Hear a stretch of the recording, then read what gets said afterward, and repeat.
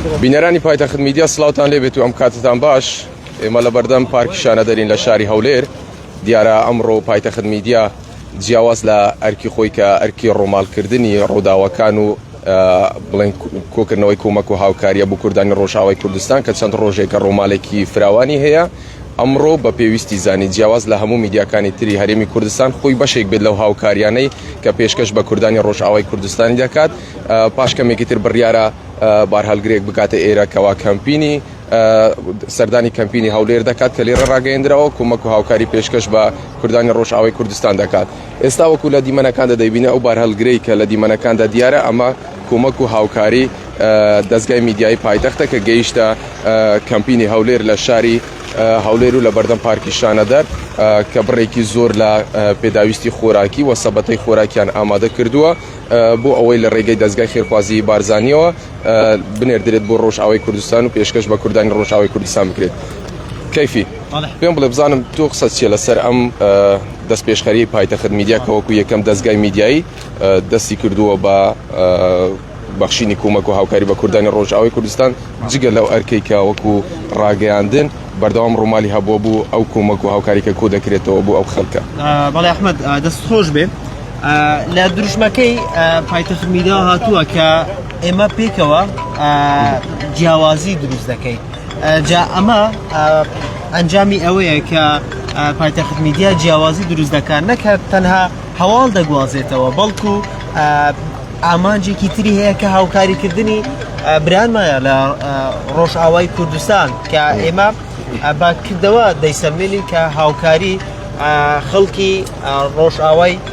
کوردستان دەکەین. جا لە سەرەتای ڕووداوەکانەوە ئێمە وەکو پایتەخت میدیا ئێمە هەواڵ و زانیاریمان دەگواستەوە و بە هەموو خەڵکیشمان وت کە ئێمە بێلایەن نین و بێلایەن نابین لە پرسی ڕۆژاوای کوردستان چونکە پایتەخت میدیا ئامانجی ئەوەیە کە کورد بە مافی خۆی بگا یاخود زوڵم لە کورد بکرێ ئێمە بەرگری لە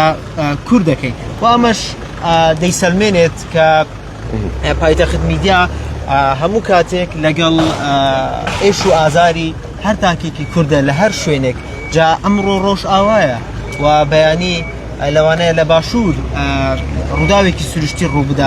لە ڕۆژهەڵات کێشە دروست ببێ یاخود لە باکوور پێویستی بە هاوکاری باشوور بێ ئێمە بەو پەڕی دڵسۆزی کوردانەی خۆمانەوە ئێمە هاوکاری برایانمان لە هەر پارچێکتری کوردستان بێگومان. کەیفی ئەمڕۆ 4 ڕۆژە کەمپینی هەولێر بۆ کۆکردنەوەی کۆمەک و هاوکاری بەردەوامە لە شاری هەولێر بۆ کوردانی ڕۆژاوای کوردستان. بێگومان ئێمە لە 4 ڕۆژی ڕابردوو ڕۆمالێکی زۆر چڕ و فراوانمان هەبووە چ لە ڕۆمالکردنی خۆپیشاندانەکان کە لە شاری هەولێر دەکرێن جگەلەوەی کە هاوکارانمان لە شار و شارۆچکەکانی تریش بە هەمان شێوە ڕۆمالیان هەبووە. لە هەمان کاتدا ئێمە ڕۆمالی ئەوشمان کردووە کەوە لەم کەمپینە چی کۆکراوەتەوە تاوەکو ئێستا چی نێردراوە بۆ خەڵکی ڕۆژاوای کوردستان. بینەوە ئەحمەد بە خەڵکی بینەرانی پایتەختیش بیبینێت ئەمە لە بەشە خۆراک پێک دێت کاک ئەحمەد دەگە بێت ئێرە ئەمە لە بەشە خۆراک پێک دێت کە ئێستا ڕۆژاوای سەبەتەی خۆراکە کە لە ڕۆژاوای کوردستان خەڵک پێویستی بە خواردنە و لە کۆبانێ چەند حاڵەتێکی مردن بەهۆی برسێتیەوە هەبووە و بەهۆی ئەو برسێتی و ئەو سەرمایی کە ڕووی لە ڕۆژاوای کوردستان و ئەو نەهامەتی کە ڕوبەڕووی کورد بۆتەوە و ئەمەش پێم خۆشە بۆ ئەوەی کاتەکەمان کورد بکەینەوە هاوکارانمان لێرەن دیارە کاک سەفین کاک محەممەد لێرەن کاک محەممەد بەڕێزیان بەڕێوەبەری دەستگای میدیای پایتەخت کاک محەممەد سڵاوت لێبێ ماندوونە بن. زۆر سپاس دەکەم. پێم بڵێ بزانم چۆن بۆ ئێوەکو دەستگای میدیای پایتەخت بڕیارتاندا ئەمڕۆ ئەو کۆمەک و هاوکاریە پێشکەش بکەن چۆ بۆ وەکو یەکەم دەستگای میدیای بڕیارتاندا جگەلەوەی کە ڕوومالی کۆکردنەوەی کۆمەک و هاوکاری دەکەن لە هەمان کاتدا خۆشتان بەشێک من لەو کۆمەک و هاوکاریانەی کە پێشکەش بە خەڵکی ڕۆژاوای کوردستان دەکرێت. سەرەتا بە ناوی خوای گەورە و مێرەبان پرسە و سەرخۆش خۆمان تەواو ئاراستەی برا شەهیدەکان و خوشکە شەهیدەکانمان دەکەین. ئێمە وەکو پایتەخت میدیا لە سەرەتای ئەو گرژەی کە دروست بوو بڕیارماندا هەم بەکار و چاڵاکی ڕۆژانی خۆمان پەیامی برایانمان بگەینین بۆیە سەرەتای دروستبوونی پایتەختیش بڕیارماندا بەیەکەوە جیاوازی دروستکەین. ئێستا شاتینە دەمانێت ئەو جیاوازیە نیشان دەین. دەمەوێت دەستخۆشی لە تەواوی ستافی پایتەخت میدیا بکەم لە یەکەم ڕۆژوە تەواو بە کار و چاڵاکی مەیدانی و کارەکانیان دەکەن دەمەوێت پایتەخت میدیا و جیاوازی نیشاندا لە نێوان میدیاکانی دی ئێمە بەس کەمپی ناکەین ئێمە کۆمەکیش دەکەین لەسەر ئەرچ خۆمان و لەسەر سەرمایەدار کەسایەتی دیاری شاری کەرکووک بەڕێز شاو نەجم کەرکوچی هاوکاریمان کردە بۆ ئێستا دەمانوێت هاوکاریەکانمان بگەینین. دەستخۆش زۆر سپاس کاک محەممەد مامۆستا سەفین سەرنووسەر لە دەستگای میدیای پایتەخت کاک سەفین زۆر خۆشحاڵم کە لێران دەستان خۆش بێت بۆ ئەم هاوکاریە بێت شانازی دەکەین ئەوە ئەرکێکەوە هیچ منەتی تێدانە پایتەخت میدیا ئەمە جیالەوەی کە لەگەڵ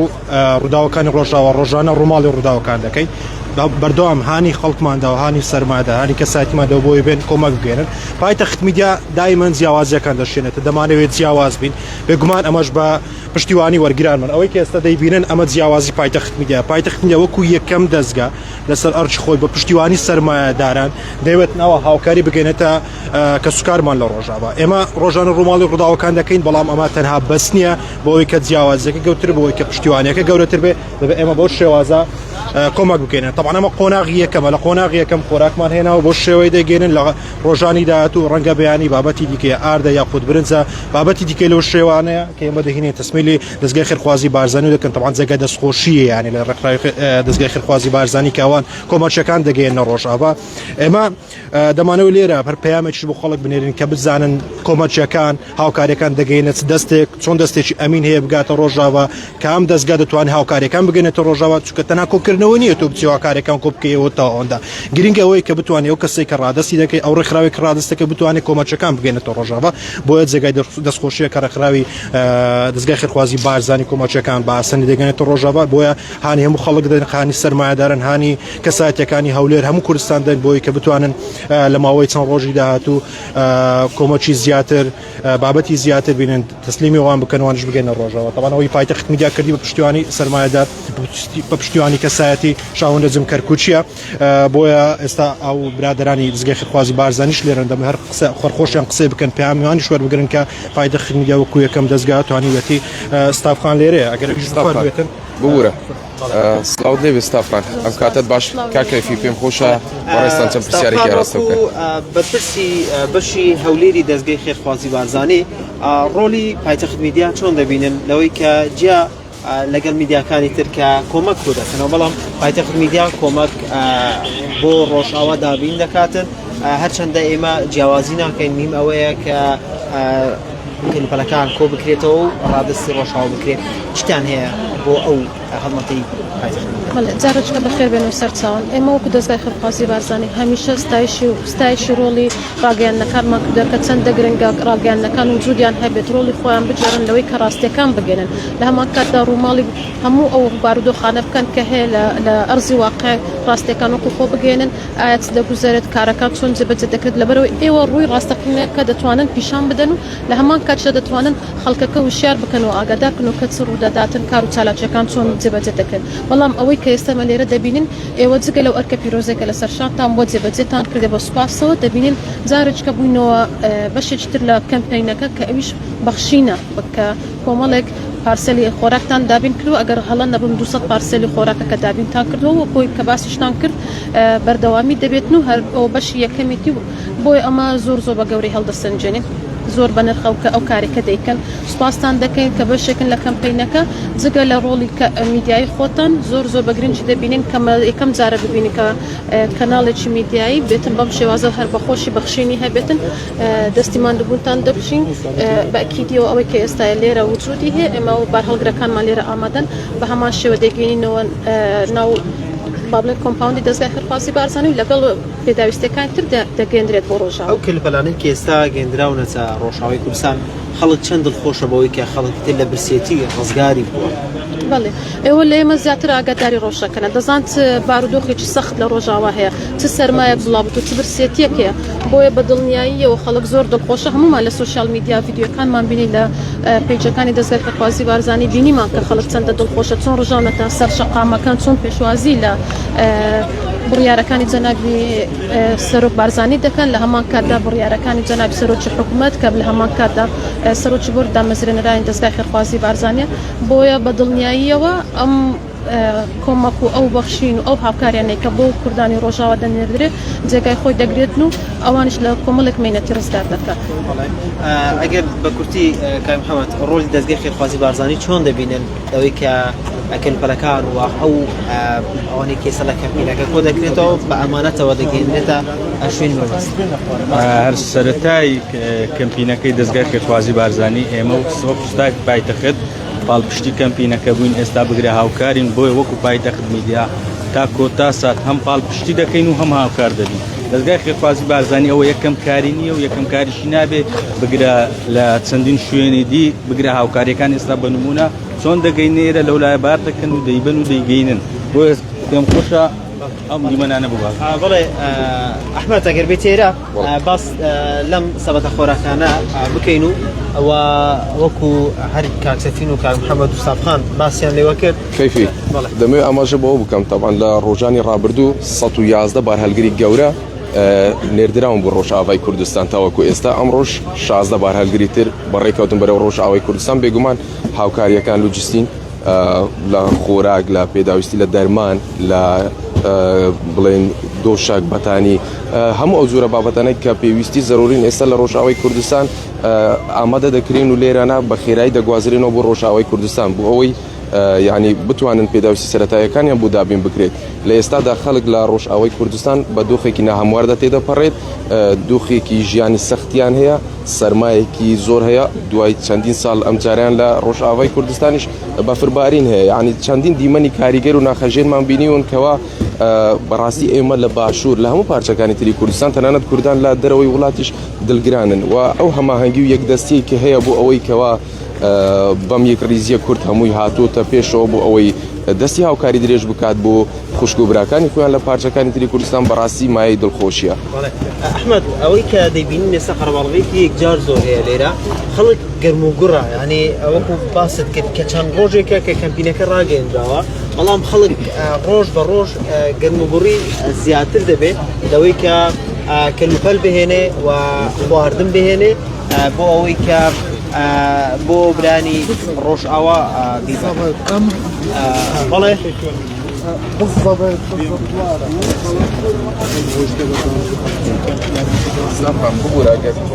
پێشەوە سپاس دەکەم دەمویست ئاماژە بەوە بکەین ئایا کەمپینی هەولێر بەردەوام دەبێتن؟ بخۆی کە بڕیار بوو 5 ڕۆژ بەردەوامی هەبێتن ئەمڕۆ ڕۆژی چوارەم بوو بۆ بەیانیش بەردەوام دەبین بەڵام بە تاکیدی ئەگەر هات و پێویستی کرد هەروکۆی کە بڕیاری جەنابی سەرۆک بارزانانی ئەگەر هات و هەر کەسێک لە ڕۆژاوا پێویستی بە هاوکاری بوو لە هەمان کاتا کەسێک هەبوو لە شاری هەولێر لە هەرێمی کوردستان ببەخشێت ئەو بەدڵنیایە کەمپینەکە بەردەوامی دەبێت. ئەستافان ئەگەر باسی بابەتە سوتەمەنیەکان بکەیت سەرۆکی حکوومەتی هەرێمی کوردستان بڕیاری داوە تاوەکو وەرزی سەرما بمێنێت ئەوە سوتەمەنی دابین دەکرێت بۆ ڕۆژئاوا چۆن دابینی دەکرێت هیچ بان هەڵگرێک یان خۆت هیچ سوتەمەنیەک ئێستا بۆ ڕۆژئاوا نێردراوە؟ بەڵێ لەسەر بڕیاری جەنابی سەرۆکی حکوومەتی هەرێمی کوردستان کە هاوکات سەرۆکی بۆری دامەزرێنەری دەستگای خێرخوازی بارزانانیە بڕی 100,000 لتر لە گاز نێردراوە بۆ ڕۆژئاوا لە هەمان کات لەلایەن تیمەکانی دەستگای خێرخوازی بارزانانی دابەشکراوە بێگومان ئەم پرۆسەیە بەردەوامیشی دەبێت هەر کاتێک کە پێویستی کرد بڕی زیاتر بنێرێ و بە بێگومانی لەلایەن تیمەکانی دەستگای خێرخوازی بارزانانی و دابەش دەکرێتە. ستافخان کۆمەک و هاوکاری لەلایەن دەستگای میدیایی بە چواتایەک دێت تا چەند گرنگە ینی میدیا جگە لەو ئەرکە سەرەکیی خۆی کە گەیاندنی هەواڵ و ڕۆمالکردنی بابەت و ڕووداوەکانە بەشێک بێت لە هاوکاری بەشێک بێتن لە بەشداریکردن لەو کەمپینانەی کە ڕدەگەێنرێت بۆ کۆمەکردن و هاوکاریکردنی کوردانی ڕۆژئاوای کوردستان. بەڵێ هەر وەکو لە بیدات شاماژەم پێدا ئەوە ڕۆڵێکی زۆر گرنگە بەڕاستی ئەرکە پیرۆزەکەی ئێوە کە گەیاندنی ڕاستیەکانە ڕووماڵکردنی و ڕووداوەکانە جگەل لەوەش لەوانەیە ئێمە زۆر کار بکەین وەکو پێویست نەگاتە هەموو شوێنێک بەڵام ئەرچی کەناڵەکانی ڕاگەیەنەکە بە سوپاسەوە لە سەرەتای پۆستەکەەوە لەگەڵمان لە ڕووماڵکردنی بۆی بگاتە هەموو ماڵێکی کوردستان بگاتە هەموو ماڵێکی پارچەکانی تری کوردستانیش کە ببینرێتن چ دەکرێتن و چ دەگوزارێتن بۆیە ئەمە وەکو ئەرکە پیرۆزەکە و ئەرکە سەرچیەکەی کەناڵەکانی ڕاگەیان و کەناڵە میدیایەکان بەڵام لەپاڵ ئەوەش دەکە ئەگەر کەناڵێکی میدیایکە و خۆی ئێوە هەستاون کە کۆمەک کۆبکەنەوە بە هەمان شێوە بەشێک بن لە کەمپینەکان ئەوە گرنجێکی زیاتری دەبێتن و بێگومان ئینشاءالله ئەمە ئومێدەوارن کەمە ببێتە کەلتورێک کەناڵەکانی تری ڕاگەیانش بە هەمان شێوە لەم پرۆسەیە بەشدار ببن و ببنە بەشێک تێدا. طبعا هەر خۆی ئەحمەد ینی ئەمە پەیامی ئێمەوەی ئەمە ڕۆژانە کارمەندانی پایتەخت میدیا ڕۆماڵی ڕووداوەکان ڕۆژاوە دەکەن بە لە بەیانیەوە دەست دەکەن تاوەکو درنگانی شەو بەبێ وەستان ڕۆماڵی ڕووداوەکان دەکەن. کارمەندانی پایتەخت پامێکیان هەیە ئەوەیە کە ماندوو نابن لەو ڕووداوەیە دەزانین ڕۆژاوا لە چ بارودۆخێکدا لە چۆزئێکدا ئیدی ئێمە ماندوو نابین دەمانەوێت هاوکاری بگەێنین بە هەمان شێوە هاوکاریش بگەێنینە ئەو شێوانە ینی تاوان کاک محەممەد برادرانی دیکە هەرمویان لێرە ڕۆڵێکی زۆر باشیان بووە ئێمە پەیامان بۆ سەرمایهدارن بۆ کەسایەتەکانی دیکەیە کە بتوانن هاوکاری بگەێنە ڕۆژاوا ئیزا تەسمینی ڕادستی دەستگاکانی خێرخوازی بارزان بکەن یا بتوانن ڕادستی شوێنەکانی دیکە بکەن. کاک محەممەد سلااو دەبێت پێم خۆشە بە ڕێزیشتانەیەکێکن لەو سەربازەونانەی کە بەردەوام لەگەڵمان هاوکارن و ماندوون ئەم هەنگا و دەستپێشکاریەی پایتەخت میدیا چۆن دەبینن بۆ درێژکردنی دەستی هاوکاری بە کوردانی ڕۆژاوای کوردستان وەکو یەکەم دەستگای میدیایی. طبعاً چۆنێمە لە ڕابردوو لە کاری میدیایی هەمیشە ڕاستی و دروستی هەواڵەکانمان گەیاندووە هەمیشە هەوڵمانداوە وا لە کۆمەلگا بکەین ئەو شوێنانێک کە پێویستیان پێ و خەڵکی ئاسایی نابینی وەکو میدیایەک ئێمە بگەینە ئەو جێە وا دیارە ئێمە هەستمان پێ کرد لەگەڵ دەستگاکانی تری ڕاگەاندووە هەمومان ڕووماڵ دەکەین بەڵام پێویستە ئێمەش شامبەشانی برایەکانمان شامبەشانی سەرمایهداران و ئەو کەسانێک کە هاوکاری کوردانی ڕۆژاوایان کردو ئێمەش بە شتێکی کەمیش بێگە بتوانینەوەی کە لە تواناماندایە بتوانین یارمەتیان دەین و هاوکاریان کەین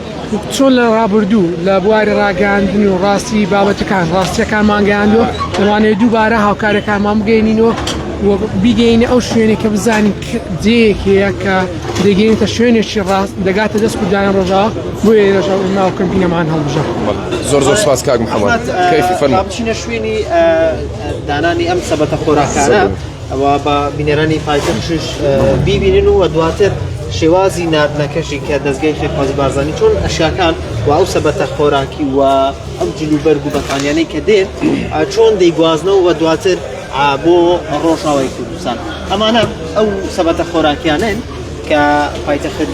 میدیا وەکو بەڕێوەبەری پایتەخت میدیا کاک محەممەد باسی لێوە کرد کە بە هەماهەنگی وە لەگەڵ سەرمایهداری نیشتیمانی بەڕێز شاو نەجم کەرکووکی توانراوە ئەو سەبەتە خۆراکانە دابین بکرێت و وەکو پاڵپشتیەک بۆ برانی ڕۆژئاوا. کەیفی بێگومان دەستگای خێرخوازی بارزانی لە هەموو بارەدۆخە سەختەکان هیچ کاتێک هیچ کوردێکی لە هیچ کۆچە و کۆلانێکی هەر وڵاتێک بوو بێت تەنیا جێنەهێشت و هەر کاتێک پێویستیان بە هاوکاری بە یارمەتی هەبووە دەستگای خێرخوازی بارزانی دەستی هاوکاری گەیاندوتە هەموو شوێنەکان لە باکوور بینیمان لە ڕۆژهەڵات بینیمان لە ڕۆژئاواش ئەوە بوو چەندی جارە دەیبینی یعنی بیرمە لە کاتی بوومە لەرزە وێرانکەرەکەی کە هەم باکووری کوردستانی گرتەوە هەمیش ڕۆژهەڵاتی گرتەوە ینی دەستگای خێرخوازی بارزانی ڕۆڵێکی گەورە و بەرچاوی هەبوو تەنانەت سەرۆک بارزانی وتیکەوە بێگومان خوشکان و برایانمان لە ڕۆژئاوای کوردستان تەنیا جێناهێلین ئەمڕۆ پایتەخت میدیا ئەگەر بە کەمیش بوو بێت بەڵام گرنگ ئەوەیە کەوا هەستی بە بەرپرسیارەتی کرد بەرپرسیارەتێکی ئەخلاقی جگە لەو بەرپرسیارەتیە میدیایە کە لە سەرشانیەتی کە لە گەیاندنی هەوا ڕۆمالکردنی بابەتەکان گەیاندنی دەنگی کوردانی ڕۆژاوای کوردستان بە هەموو پارچەکانی بە هەموو دنیا هەولی دەخۆشی بەشێک بێت لەو هاوکاریانە بکاتە نەریتێک لە نێو دەستگە ڕاگەیاندنەکان کە ساڵانێکی زۆرە لە گۆڕاپانی میدیایی کار دەکەن بەڵام تاوکو ئێستا درک بەوە نەکراوە خۆیان بەشێک بن لە هاوکاریکردن و لە گەیاندنی هاوکاری بۆ کوردانی ڕۆژئاوا یا هەر کوردێکی تر لە هەر شوێنێکی دنیا. جا پایتەخت میدیا ئەم ڕێچکەیشکان بێگومان لە مێژووی میدیایی کوردیدا نەبووە کە دەستگایەکی میدیایی خۆی بێتە هاوکاری کەسانێک بکە بەڵام ئەمە وەکو ئاماژوت پێکرد کە ئەمە کارێکی ئەم نیشتیمانی ئەمیش ئەخلاقیە کە ئێستا برارمان لە ڕۆژئاوا تووشی ئەم ناڕەحەتیە بوون و تووشی داگیرکاری و تووشی برسیەتی بوون ئەرکی ئێمەیە وەکو کوردێک و دواتر ئێمە لە کاری میدیایی کار دەکەین بەڵام بتوانین خزمەتیان بکەین وەکو ئاماژوشم پێکرد کە پایتەخت میدیا ئەم ڕێچکەیشکان. ئەحمەد با بچین چۆنیەتی پێم خۆشە وڵا بەدەم ڕێگاشەوە دەمێ ئەو دیمەنانە نیشان بدەین ئێستا هەر کاتێکەوە خەڵکی شاری هەولێر کومەک و هاوکاریەکانیان دەگەین ئەم شوێنێکە دیاری کرەوە بێگومان بەردەم پارکی شانەدەرە لە شاری هەولێر کە ماوەی 4 ڕۆژە کەمپینەکە بەردەوامە لێرە شتەکان دادەنرێت و دواتر لەلایەن کارمەندانی دەستگای خێرخوازی بارزانانی وەکو لە دیمەنەکاندا دەبینن هێواش شتەکان هەمووی لە بار هەلگرەکان بار دەکرێت دەگوازرێتەوە بۆ بڵێم بەڵێ ئەحمەد جا هەموو کەلوپەلێکی تێدایە وە خواردنە جلوبەرگە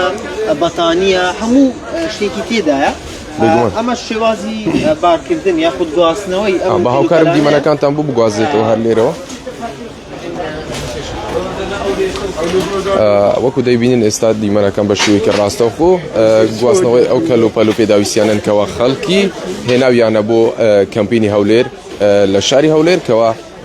کەلوپەلەکان دوایەوەی کە دەهێنرێن بۆ ئێرە دواتر لە ڕێگەی بار هەلگرەکانە دەگوازرێنەوە بۆ کەمپی سەرەکی دەستگای خێرخوازی بارزانانی و لەوێشەوە ئامادە دەکرێن و بە بار هەلگر دەگوازرێنەوە بۆ ڕۆژئاوای کوردستان ئەمەی بینیتان گەیاندنی کۆمەک و هاوکاری بوو لەلایەن دەستگای میدیای پایتەختەوە کەوا وەکو یەکەم دەستگای میدیایی دوای هەستکردن بە بەرپرسیارەتی و هەلگری دروشمەکەشی چون دروشمەکەی بە یەکەوە جیاوازی دروست دەکەین بە بەکردەوە جیاوازی دروست دەکەین جیاوازیکەش ئەمە بووکەوە پایتەخت میدیا وەکو یەکەم دەستگای میدیایی کۆمەک و هاوکاری تایبەت بەخۆی گەیاندا ئەم شوێنێکە دیاری کرەوە لەلایەن دەستگای خێرخوازی بارزانیەوە و کۆمەک و هاوکاریەکانی پێشکەش کرد بۆ خوشک و برانمان لە ڕۆژئاوای کوردستان و سەرکەوتن بۆ برانمان لە ڕۆژئاوا هەر بژیت سەرکەوتن